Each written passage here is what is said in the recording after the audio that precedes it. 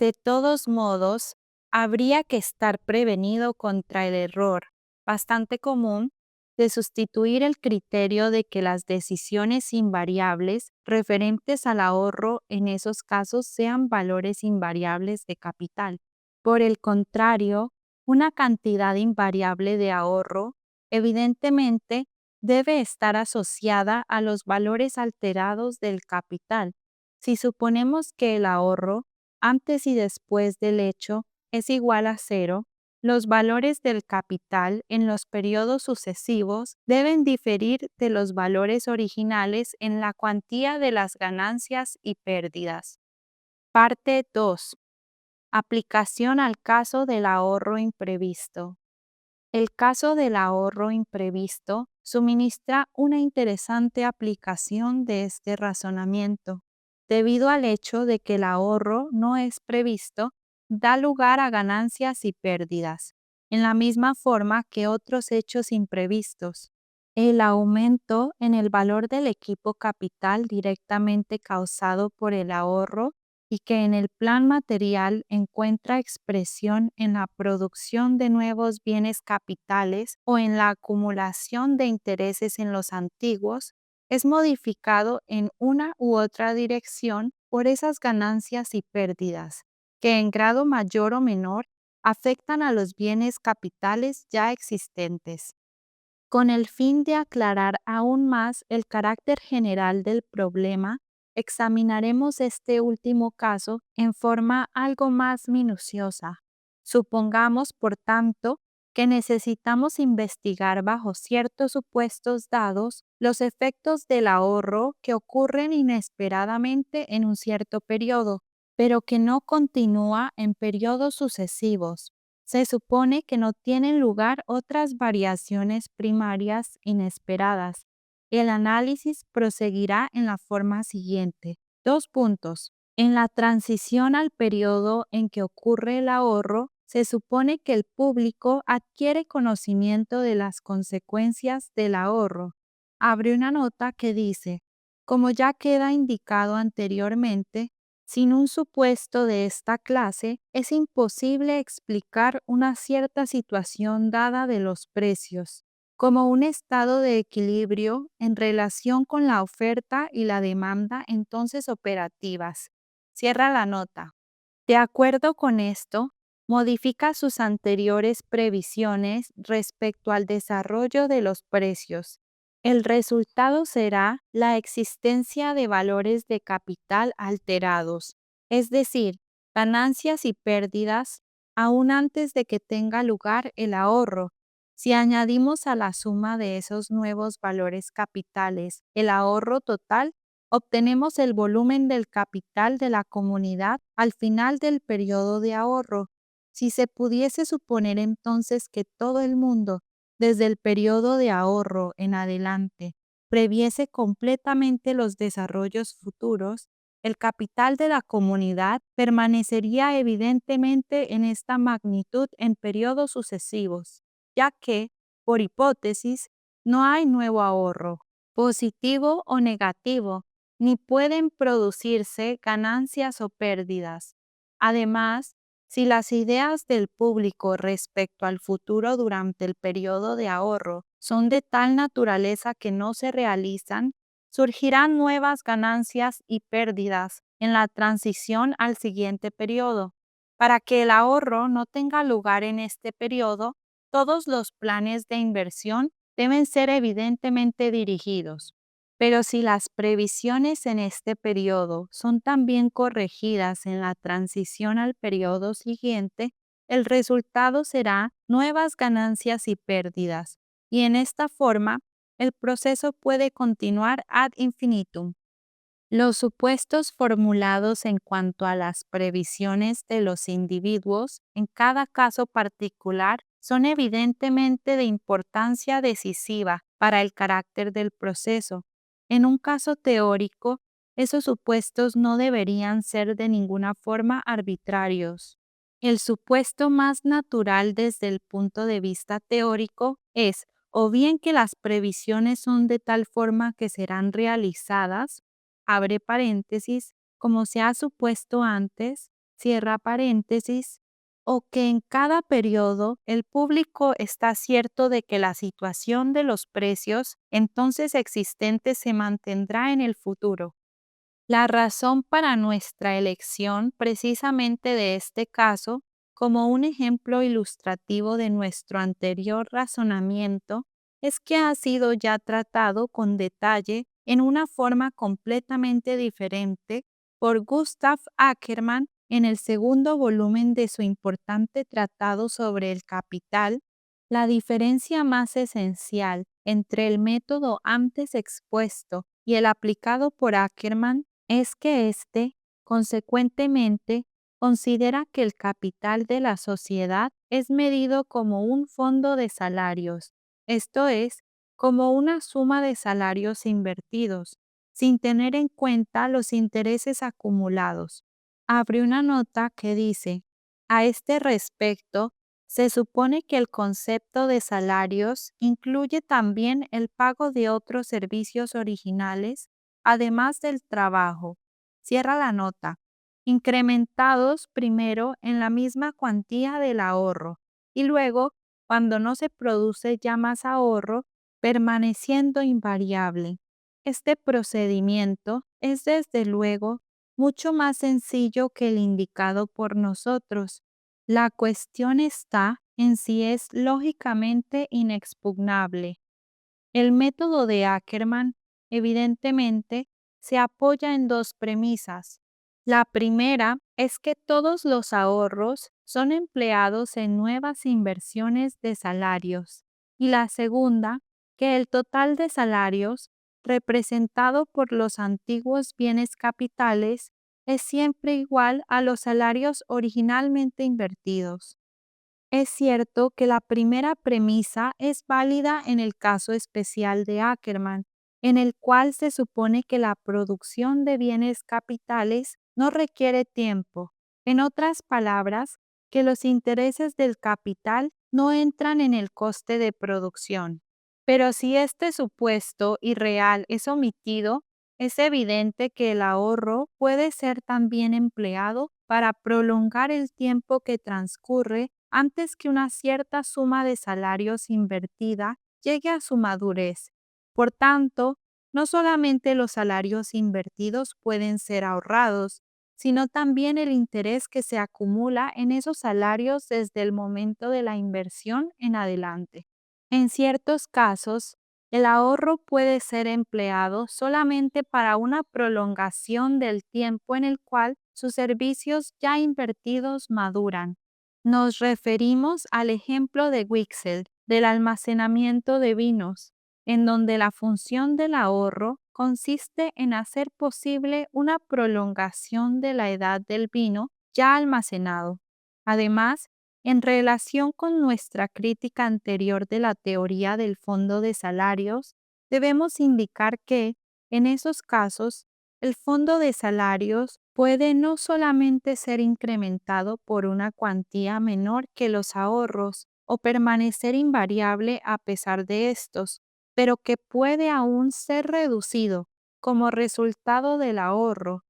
El ejemplo que ya hemos utilizado de una comunidad dedicada tanto a la agricultura como a la selvicultura puede ser construido fácilmente en tal forma que se deduzca aquel resultado.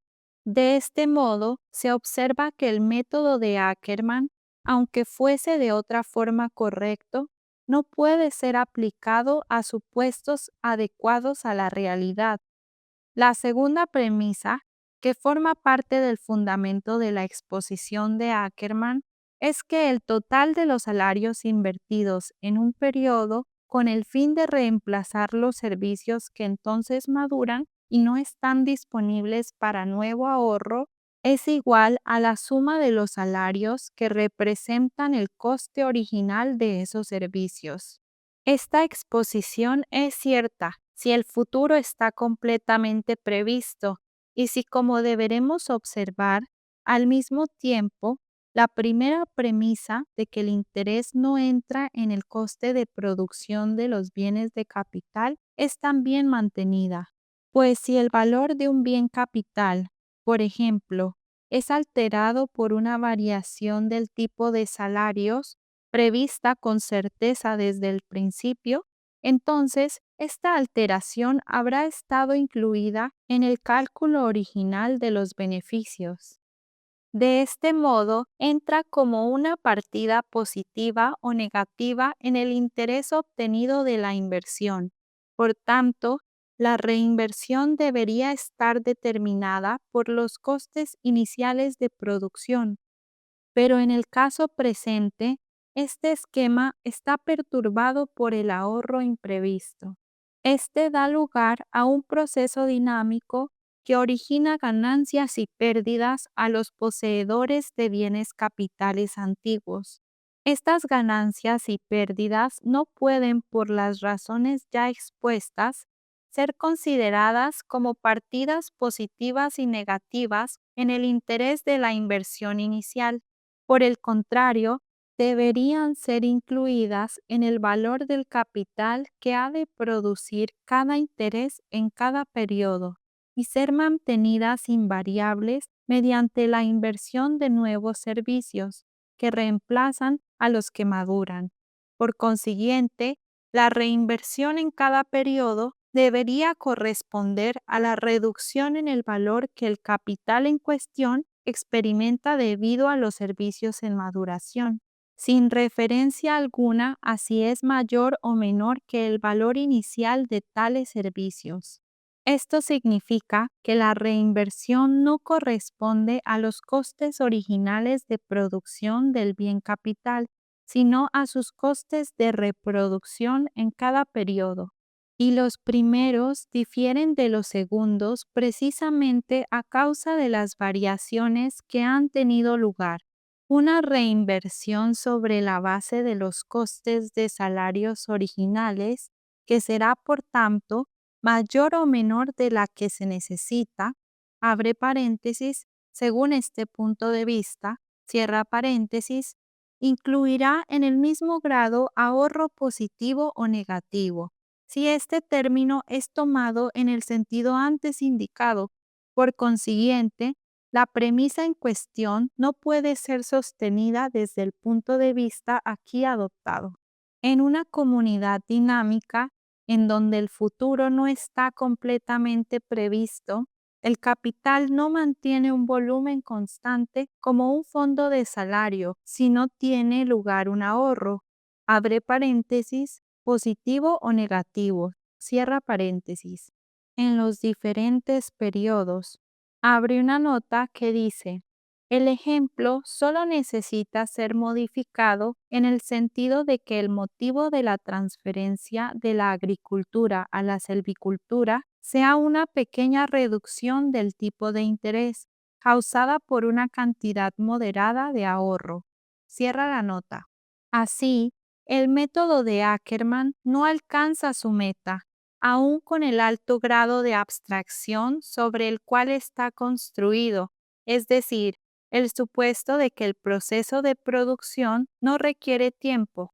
En una investigación de un proceso dinámico del carácter en cuestión, no se puede soslayar el cálculo de ganancias y pérdidas.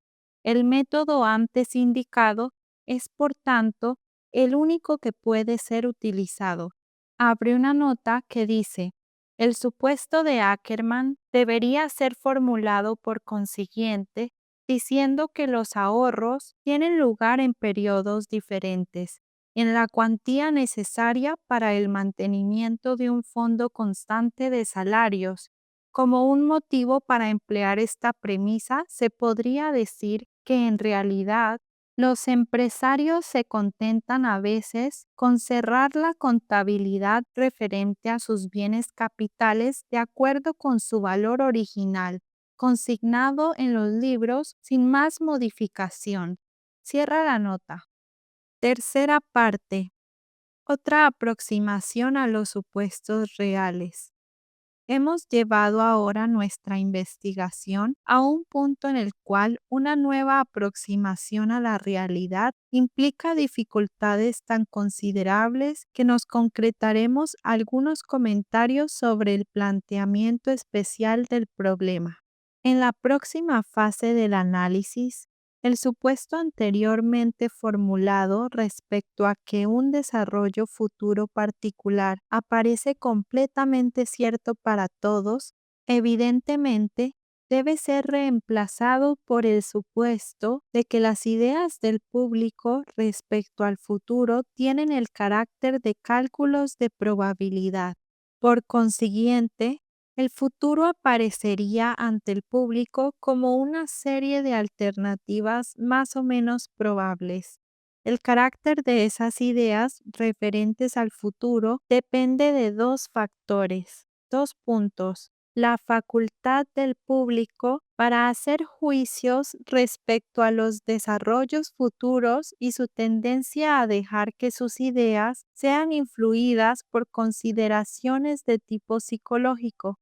La forma en que se actúa bajo la influencia de esas ideas depende a su vez de un tercer factor. Dos puntos: la evaluación del riesgo que creen unido a las acciones alternativas. Estos tres factores combinados, dos puntos, el riesgo objetivo que de hecho corre el empresario con sus presunciones, su visión respecto a este riesgo objetivo y su evaluación del riesgo que imagina, son los principales términos del problema del balance dinámico de los costes, o sea, el problema de los beneficios de los empresarios. Por riesgo objetivo se quiere indicar un cálculo perfectamente objetivo de los riesgos que implica la base de conocimientos y experiencias poseídos en realidad por el empresario.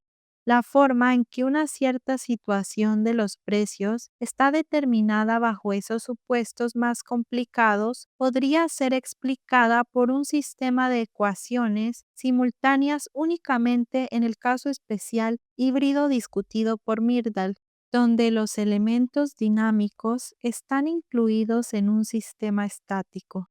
Hemos ya indicado que las condiciones estacionarias no excluyen necesariamente todos los elementos de riesgo.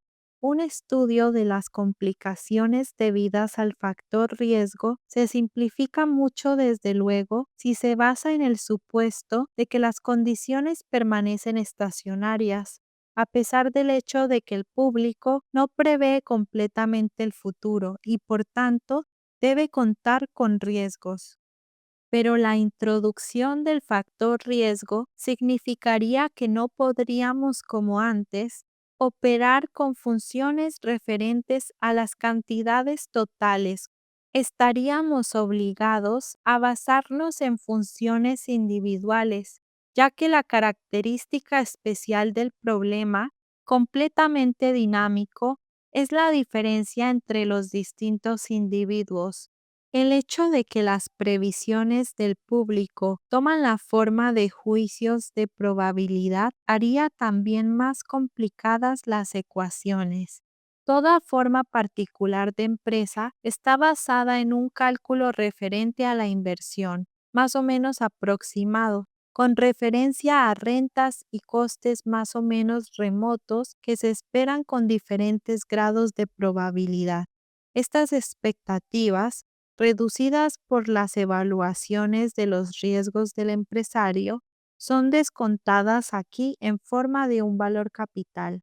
Tratando de hacer máximo ese valor, el empresario privado opera en un mercado entre otros empresarios y la situación de precio resultante está determinada marginalmente, tanto en lo que concierne a las diferencias individuales de cálculo y evaluaciones de riesgo, como a las complicaciones particulares que se producen en las relaciones de crédito, factores de inercia, etc. El problema del equilibrio se hace desde luego más complicado que los tratados anteriormente. En líneas generales, ha sido explicado con cierta extensión en la obra de Myrdal. En conclusión, deseamos únicamente recordar al lector la naturaleza abstracta de los supuestos bajo los cuales hemos seguido toda esta investigación. Estos supuestos de los cuales el más importante es la premisa atomística, han sido elegidos con objeto de hacer una exposición lo más sencilla posible. Sin embargo, en tanto se suponga que el futuro está completamente previsto, no modificarán nuestras conclusiones en gran medida. Capítulo 5. El problema de la nivelación del presupuesto. En 1927 fue nombrada una comisión para investigar la situación del paro en Suecia. Los resultados obtenidos son importantes no solo como una contribución a la solución de algunos de los problemas de la política económica actual, sino también como ciencia pura. Los expertos en economía desempeñaron una parte tan importante en la investigación que no es exagerado decir que el informe puede ser considerado como la principal aportación de la investigación sueca a los problemas del ciclo en los últimos años.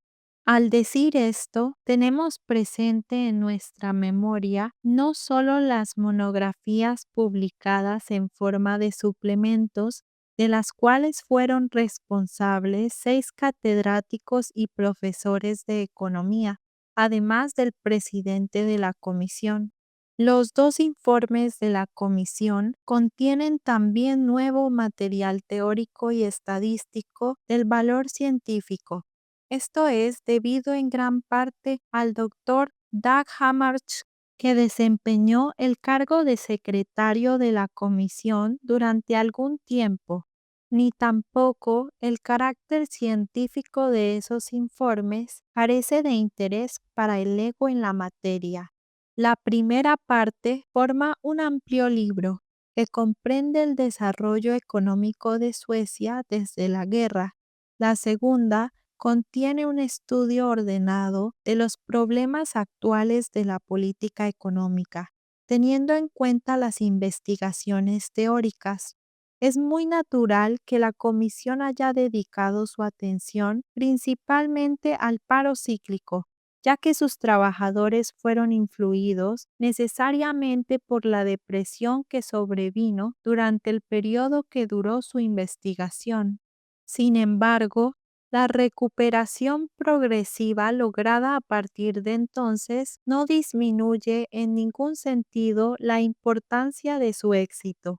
Lo que se propuso fue nada menos que un extenso programa dirigido a amortiguar las fluctuaciones económicas mediante la acción política en varios sectores. El instrumento principal para ese fin es la dirección racional de la política monetaria. Para esto fueron expuestas las líneas generales de un método, pero se propuso complementarlo con medidas de política financiera, comercial y de salarios, con objeto de hacer completamente efectiva la política monetaria. En las páginas que siguen, me limitaré a los puntos siguientes, relacionados con los efectos económicos de la política financiera. 2 puntos. 1. El problema de la nivelación del presupuesto en el periodo largo. 2. La modificación del programa del periodo largo para contrarrestar las fluctuaciones económicas cuando las relaciones externas permiten la adopción de una política activa. 3. El efecto de las complicaciones internacionales. 4. La técnica presupuestaria. El método más conveniente parece ser el de seguir por vía de comentario la extensa investigación de esos problemas llevada a cabo por el profesor Gunnar Myrdal a distancia de la comisión. Parte número 1. La solución a largo plazo. Desde luego, todo presupuesto está siempre formalmente nivelado, ya que la suma de las partidas de gastos deben estar siempre exactamente cubiertas por los ingresos. Por tanto, cuando se dice que un presupuesto está nivelado, se quiere significar que la suma de ciertas clases de ingresos debe ser igual a la suma de ciertas clases de gastos. El procedimiento más natural es tomar como punto de partida los ingresos corrientes totales, es decir, ingresos que no sean los procedentes de la venta de bienes capitales o de préstamos, o bien los gastos corrientes totales, es decir, los gastos que no conducen a un aumento del activo de la comunidad. Si esas dos partidas son exactamente iguales, el presupuesto está evidentemente nivelado, en el sentido de que el valor neto del activo público total permanece invariable, suponiendo que éste está fundado sobre los mismos principios que aquellos en que se basa la formación del presupuesto. Si los ingresos corrientes exceden a los gastos corrientes, ocurrirá un aumento correspondiente en el valor neto del activo público. Myrdal introduce el término sanidad financiera con objeto de caracterizar el tren a largo plazo del desarrollo del activo neto del Estado. Su intención es la de explicar que el problema de la nivelación del presupuesto se refiere en primer término a determinar en qué forma y grado el Estado, abre paréntesis, y las autoridades locales, cierra paréntesis, debería aumentar o reducir su activo neto total. Myrdal señala que existen ventajas en un grado relativamente alto de sanidad financiera en cuanto se refiera a la política a largo plazo. También indica que es particularmente deseable incrementar la sanidad cuando la propiedad neta del Estado es pequeña o negativa y los impuestos corrientes son por consiguiente tan altos que su incidencia no es necesariamente satisfactoria.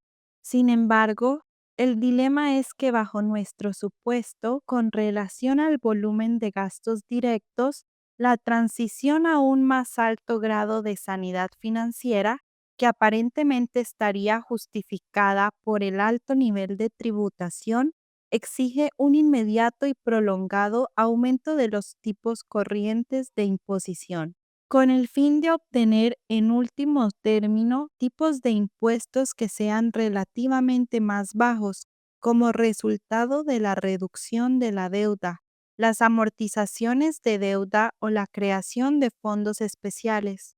Es una lástima que no incluya un estudio más completo de los impuestos particulares mediante los cuales pudiera ser financiado el aumento de activo del Estado, pues no es fácil basar el argumento en favor de un aumento de ciertos impuestos sobre el hecho fundamental de que estos mismos impuestos son ya demasiado altos y por tanto deben reducirse.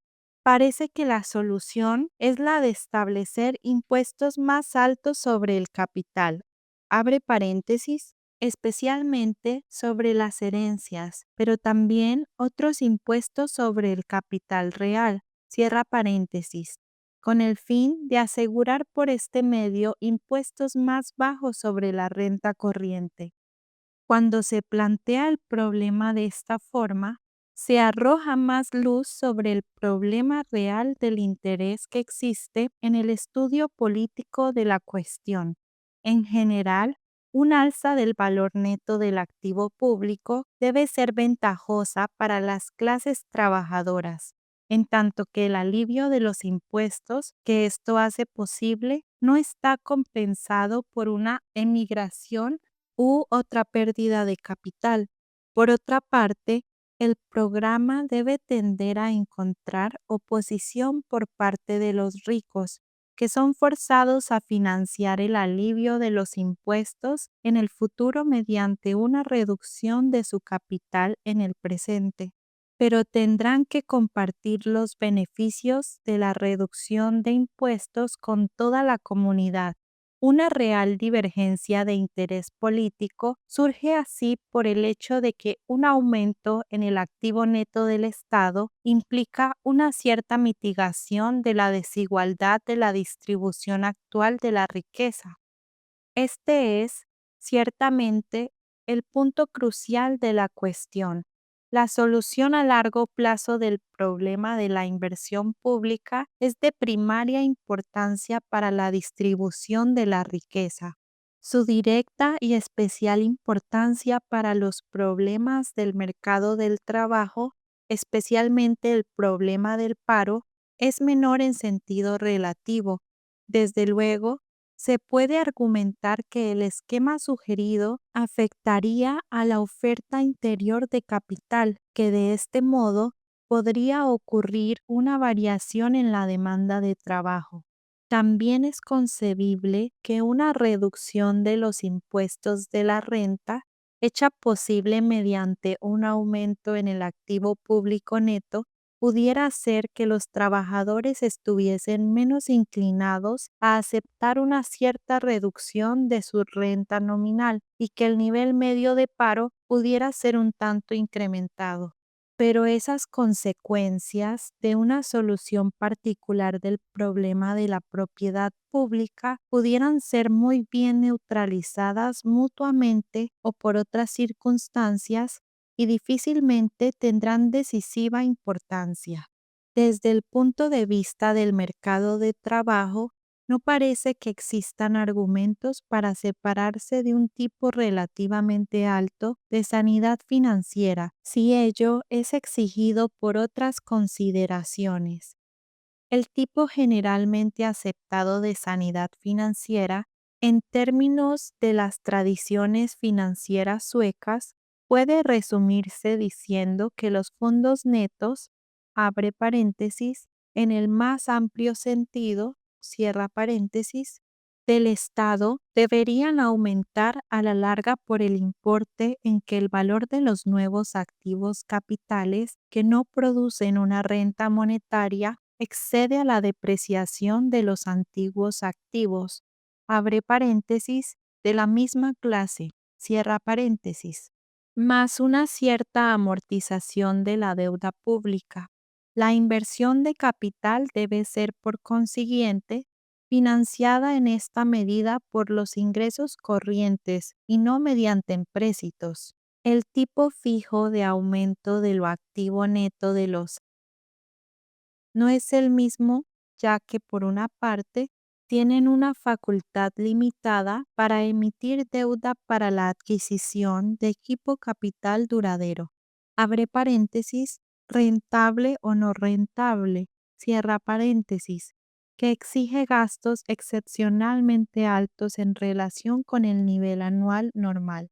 Pero por otra parte, son necesarios para financiar incluso los gastos de capital autoliquidables de un carácter más ordinario, aparte de los ingresos corrientes.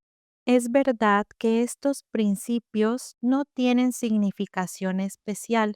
Abre una nota que dice: el principio adoptado por el Estado sueco se explica en el sistema de contabilidad en vigor antes de 1935. Dos puntos. En general, no se consignaron valores monetarios en el activo si no producían renta monetaria y por tanto ocurriría una disminución del activo neto contabilizado si la inversión fuese financiada mediante empréstitos.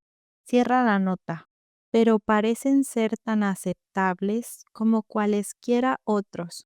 Quizá hubiera sido deseable tener un concepto más exacto del tipo de amortización de la deuda pública. La amortización, en cuanto sea posible, habrá de guardar alguna relación con los ingresos totales por derechos reales y otros genuinos impuestos sobre la propiedad. Pero la principal limitación de este principio está en su referencia a largos periodos de tiempo.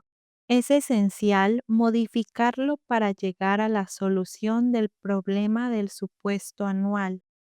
Parte 2. La solución a corto plazo.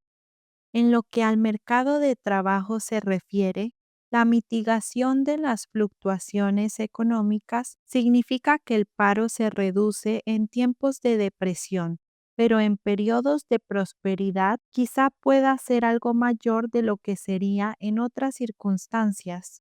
La ventaja de una política de esta clase está en que la reducción del paro se presume que es mucho mayor que su aumento, de manera que hay una reducción en el promedio de paro a largo plazo.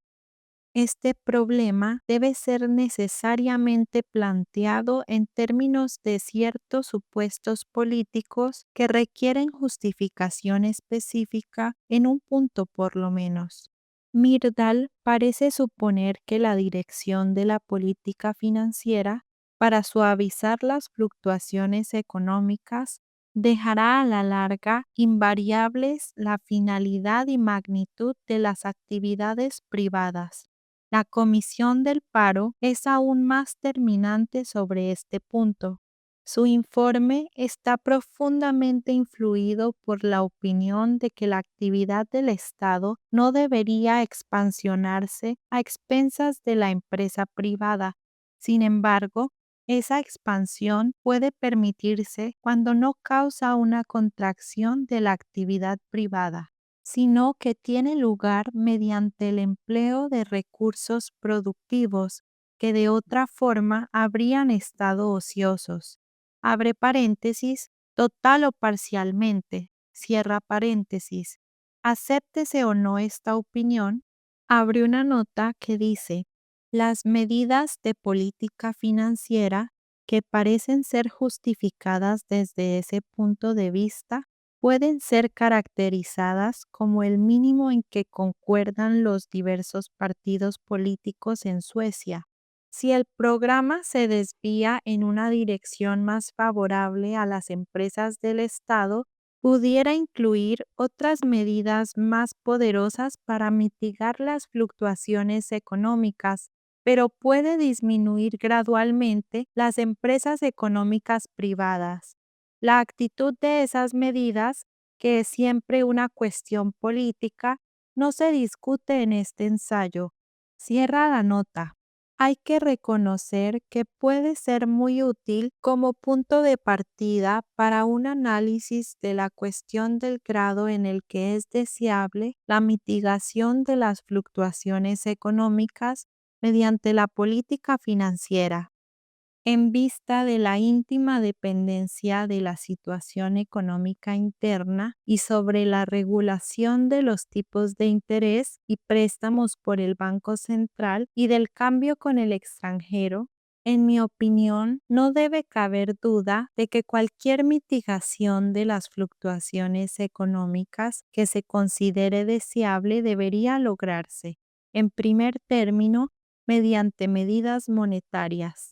Por consiguiente, la responsabilidad primaria de la política del ciclo debe radicar en el Banco Central, ya que está íntimamente relacionada con la responsabilidad referente a la regulación del sistema monetario. La hacienda pública, por tanto, puede ser solamente un instrumento suplementario y en lo posible debería estar coordinada con la política seguida por el Banco Central. Myrdal y la Comisión del Paro parecen ser de la misma opinión sobre este punto.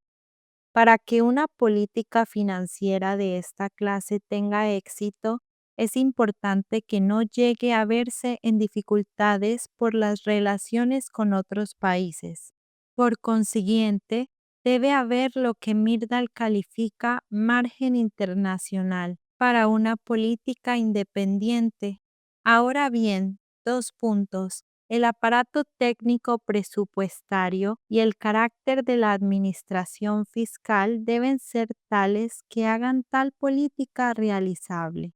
Finalmente, debe haber fundamento para creer que se pueden hacer pronósticos económicos a corto plazo bastante aproximados a la realidad. Es necesario hacer que esos supuestos sean más exactos cuando la importancia de la política financiera es discutida con detalle. Será útil empezar primero con las condiciones relativamente favorables e investigar más tarde la forma en que deben ser modificadas las conclusiones en circunstancias más complicadas. El punto de referencia para observar el programa cíclico presupuestario está en la acción pública, que en su conjunto tiene una natural tendencia a intensificar esas fluctuaciones más bien que a lo contrario.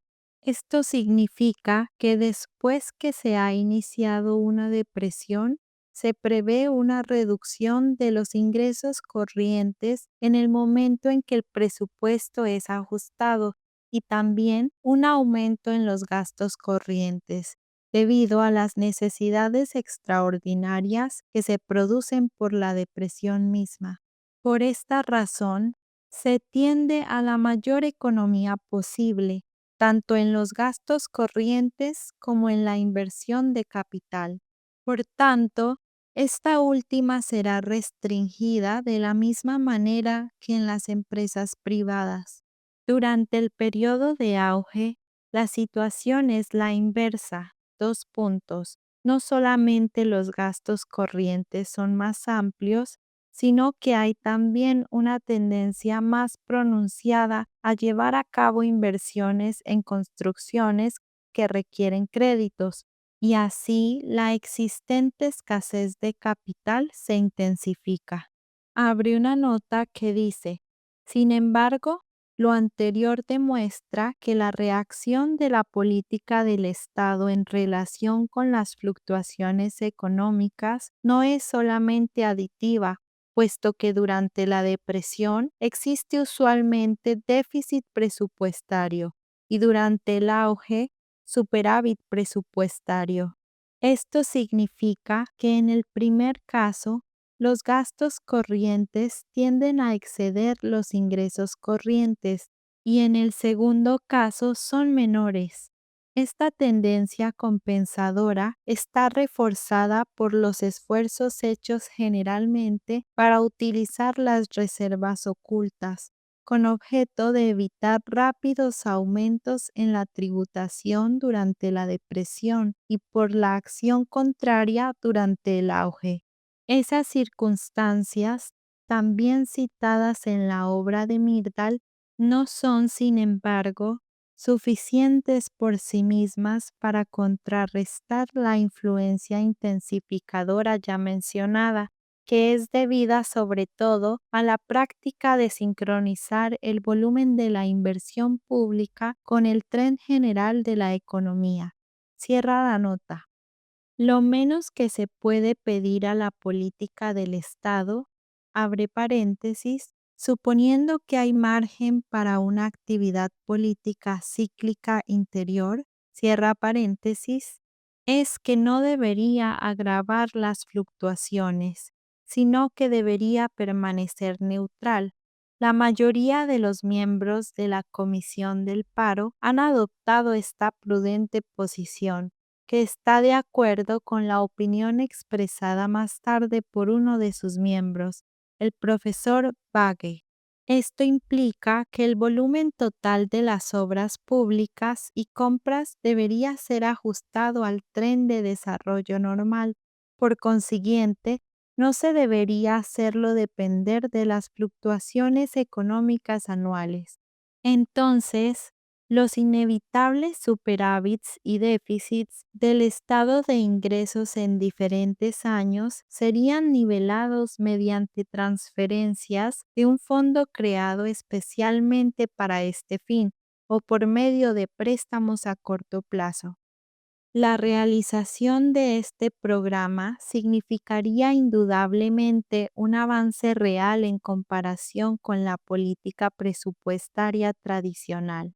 Y desde el punto de vista de la política económica, el resultado sería en muchos casos bastante satisfactorio, siempre que el funcionamiento de la política monetaria, de la que depende especialmente la responsabilidad de mitigar las fluctuaciones económicas, sea suficientemente activa y eficaz.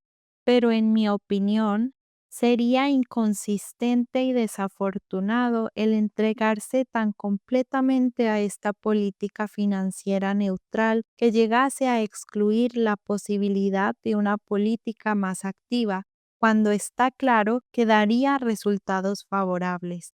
Tampoco ha sido esta la intención de la Comisión del Paro, ya que en ella se habla de saber lo que le conviene a uno.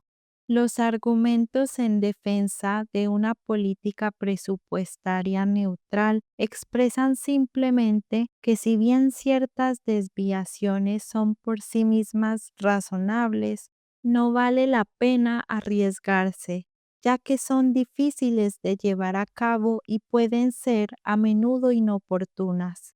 En tanto que se tenga la creencia de que aquellas dificultades pueden ser vencidas, los argumentos para esa política neutral pierden su fuerza.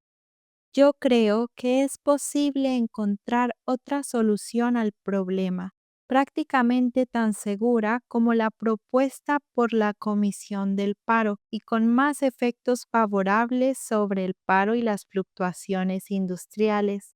Esta solución presupone en primer término que los métodos relativamente elásticos de equilibrar el presupuesto, abre paréntesis, que se explicarán más adelante, cierra paréntesis, están sancionados por la práctica y en segundo término, que los comienzos de todas las obras públicas y disposiciones susceptibles de aplazamiento deberían apoyarse en decisiones de dos clases. Primero, habría una decisión para conceder los créditos por los medios disponibles en el presupuesto corriente anual.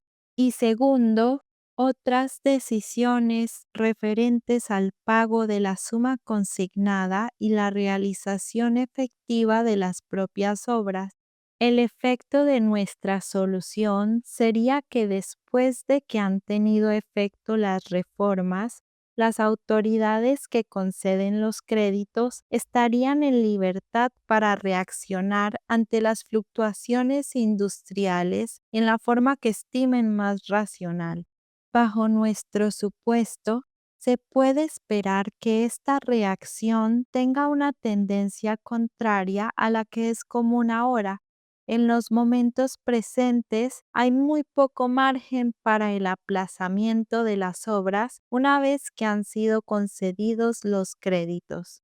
La mayor parte de los créditos son consignados naturalmente durante el periodo de auge, cuando la renta fluye más abundantemente y las autoridades tienen un concepto relativamente optimista respecto a la posibilidad del pago de impuestos por los contribuyentes. Pero es perfectamente natural y ventajoso el aplazar la utilización de los créditos cuando las circunstancias lo permiten, hasta que tenga lugar una inversión del tren económico y que los costes hayan descendido a un nivel más ventajoso. La prórroga de las obras públicas, llevada a efecto al aplicar estos principios, no está, evidentemente, afectada por las críticas de los intentos hechos para acelerar los trabajos de construcción de diversas clases durante la reciente depresión.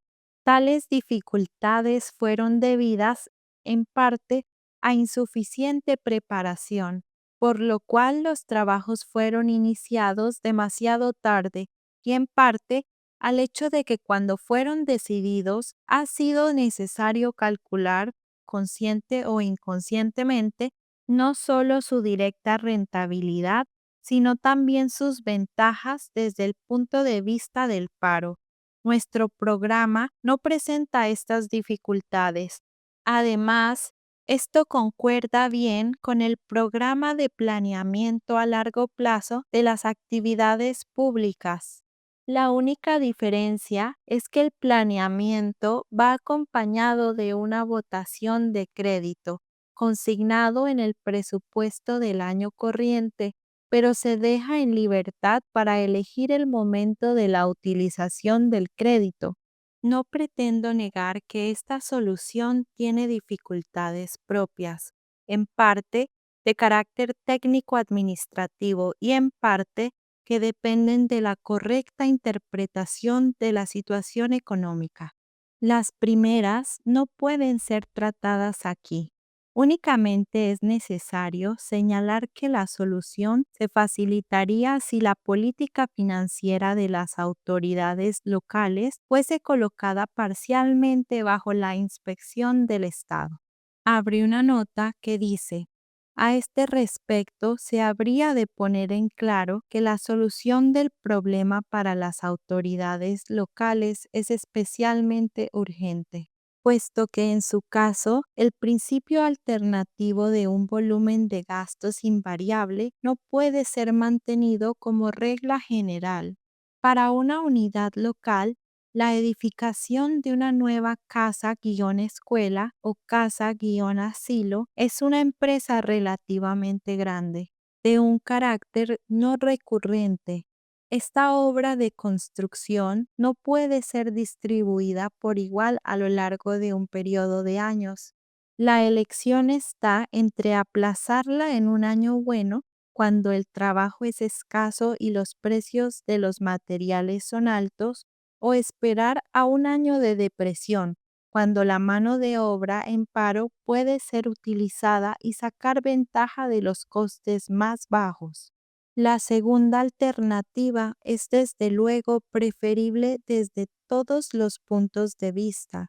Cierra la nota. Los errores son naturalmente casi inevitables en la interpretación del tren económico, pero esos errores de ningún modo deberían evitar el cumplimiento de la parte crucial del programa, es decir, el aplazamiento de los trabajos de construcción, etc., durante el periodo de auge hasta la depresión siguiente. La principal causa de error está en la dificultad de comprender cuándo ha desaparecido la depresión, que da por resultado que las obras no puedan ser aplazadas por igual durante la depresión, como hubiera sido deseable.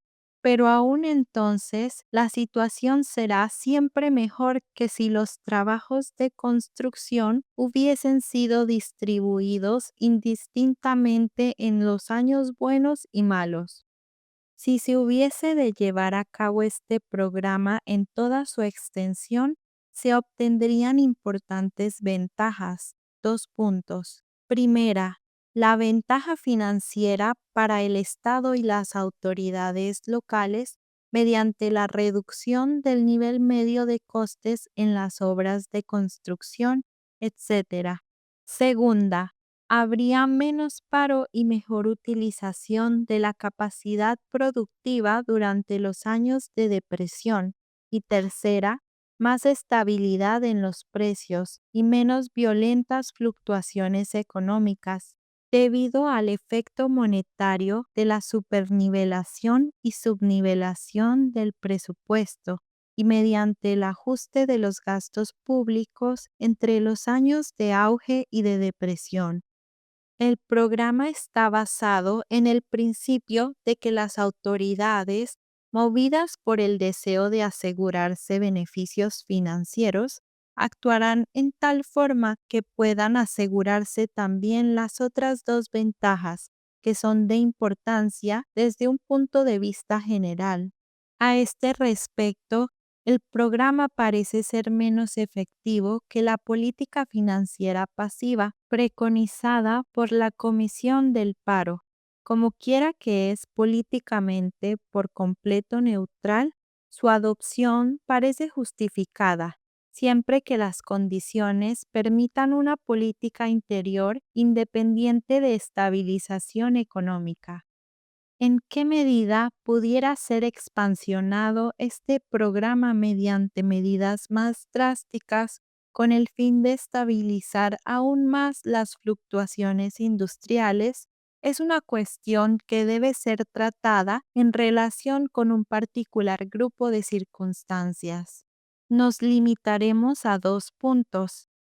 El problema más difícil en esta materia es la organización de las obras públicas adicionales, que no son directamente remuneradoras, pero que conducen a un aumento del empleo, del trabajo y de otros factores de la producción. y de este modo parecen ventajosas desde el punto de vista de una política de paro o expansionista. Conflictos de interés económico surgen con frecuencia al juzgar el valor de esas obras. Algunos de sus defectos no tienen ciertamente inconvenientes desde el punto de vista de los intereses privados. Por ejemplo, la deducción de los gastos de alivio del paro y la mejora de las perspectivas de la industria privada, debida a los estímulos aplicados a la demanda de bienes de todas clases que tienen lugar por efecto de las obras. Sin embargo, otros efectos acarrean ventajas a ciertos grupos solamente y son perjudiciales a otros, siempre que las obras públicas signifiquen precios más altos para los servicios del trabajo, materias primas, etc. Hay un efecto estimulante en las empresas y personas que venden esos servicios y bienes, pero quienes los demandan en competencia con el Estado y cuyos productos propios no han sido aceptados con una correspondiente alza en los precios, se encuentran en peor situación que antes. Esta es una de las causas más importantes de la frecuente oposición a esas obras públicas cuando no son organizadas con un usual alivio del paro.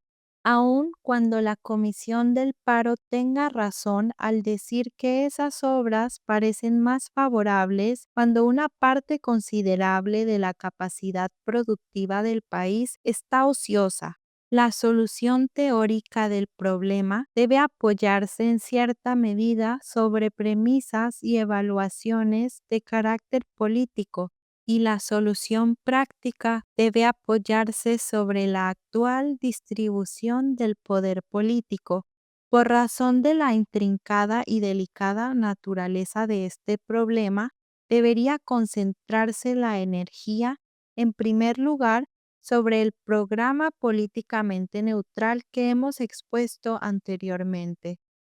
Además, en otro aspecto, parece que las medidas, justificadas desde el punto de vista estrictamente financiero, deberían ser suplementadas por la acción directa que tiende a la estabilización económica. Cuando el presupuesto está supernivelado o subnivelado, la oferta neta de ahorro disponible para la inversión privada se modifica. La oferta se reduce por la subnivelación o déficit corriente cuando la demanda del público pesa mucho sobre el mercado de capital y aumenta en caso contrario.